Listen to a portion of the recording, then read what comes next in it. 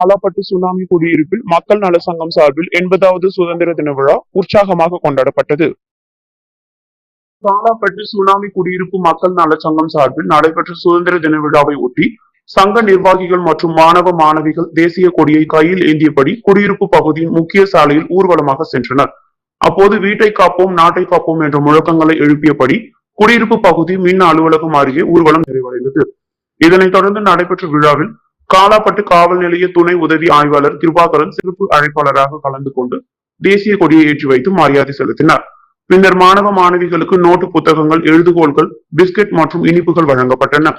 இந்த நிகழ்ச்சியில் சங்க தலைவர் குமார், செயலாளர் ஆனந்தன், முன்னாள் செயலாளர் உத்ராடம், இணை செயலாளர் பிரகாஷ், பொருளாளர் சேகர், துணை பொருளாளர் ரஞ்சித் உள்ளிட்ட சங்க நிர்வாகிகள் மற்றும் குடியிருப்பு பகுதி மக்கள் கலந்து கொண்டனர்.